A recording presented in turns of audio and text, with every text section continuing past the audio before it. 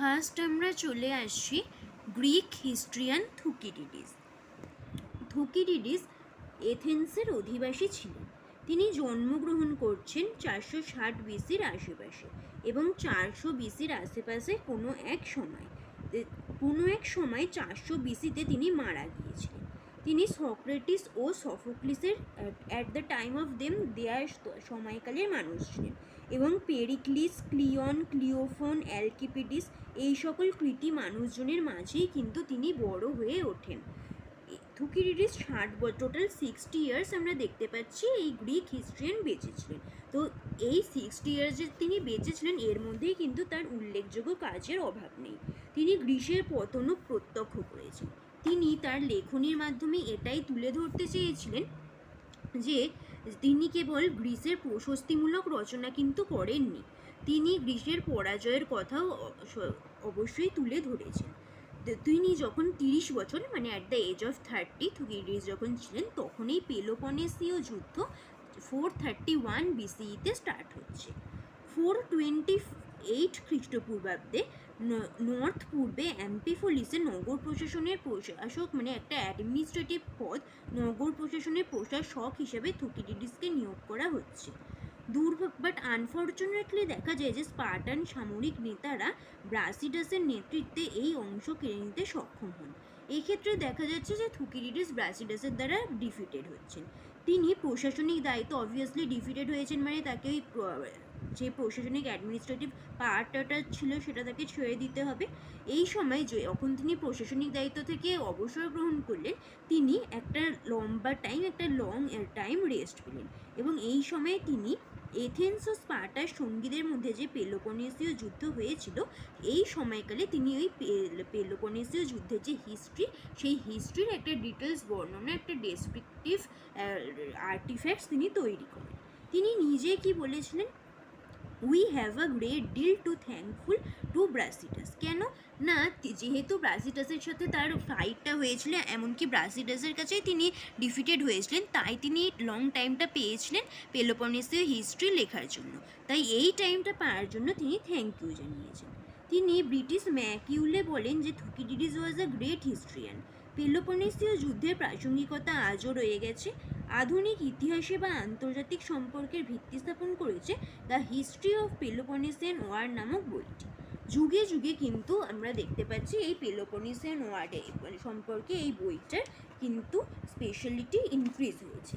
থুকিডিডিস একদিক থেকে যেমন ছিলেন রাজনৈতিক, অবশ্যই পলিটিক্যাল, তার প্রশাসনিক ক্ষেত্রে তিনি এত বড় একটা ক্ষমতা নিজের কাছে রেখেছিলেন, পলিটিক্যাল ক্ষমতা তো তার ছিলই, সামরিক কূটনৈতিকভাবে সাকসেসফুল এবং তিনি কিন্তু যত যা করেছিলেন এই 60 বছরের কাজকর্মের মধ্যেই 60 বছর তিনি বেঁচেছিলেন এর মধ্যেই তিনি এই যে মহান কাজ করেছিলেন সেগুলোর কথাই আমরা চলে আসছি।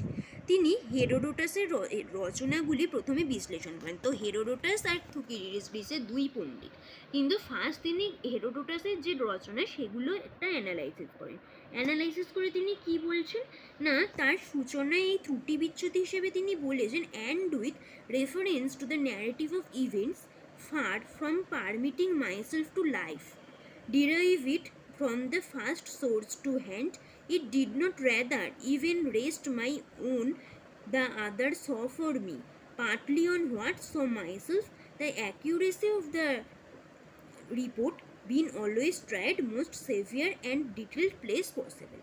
তো তিনি তার ত্রুটি বিচ্যুতি নিয়ে এরকম একটা বর্ণনা দিচ্ছেন, এটা জাস্ট বলা হচ্ছে তার লেখা অ্যাকর্ডিং টু হিম সেই প্রসঙ্গে। যখন তিনি কোনো ঘটনার বর্ণনা নিতে চেয়েছেন তখনই কিন্তু তিনি নিজের মতামতকে নয় অন্যের মতামতকেও অবশ্যই প্রাধান্য দিয়েছেন। তিনি কি বলেছেন না, my conclusions have caused me some labour from the war of confidence between account of the same occurrence by different eyewitnesses.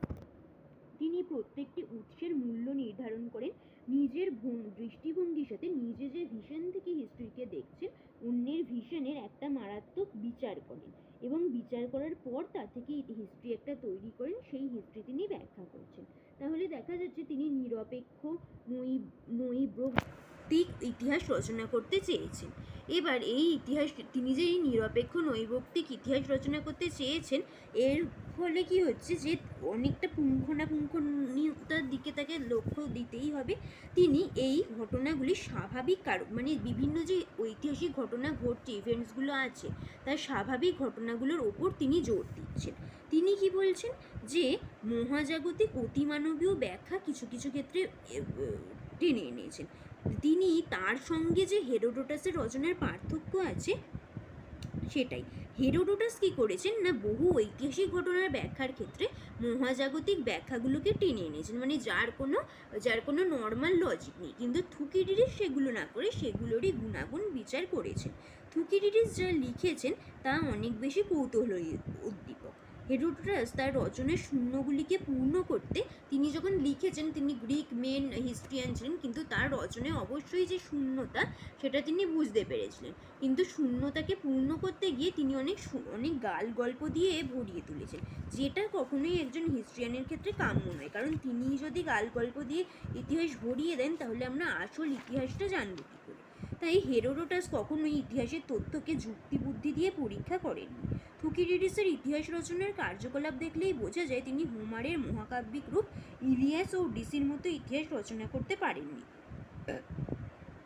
প্রায় ধ্রুপদী ও ধ্রুপদী গ্রিসে একটি তথ্যকে ইতিহাস বলতে যে গুণাবলীর প্রয়োজন, তা থুকিডিডিসের তথ্যে কিন্তু ছিল।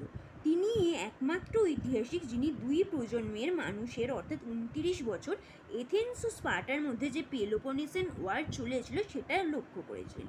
আজকের দিনে আন্তর্জাতিক সম্পর্কের ইতিহাস যে রচিত হয়েছে তার সব বৈশিষ্ট্যাবলী থুকিডিডিসের ইতিহাস রচনায় আছে।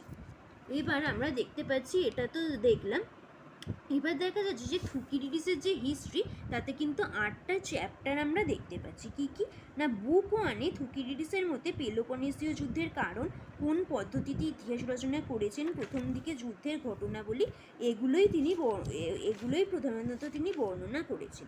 বুক 2-এ কি দেখতে পাচ্ছি, বইগুলো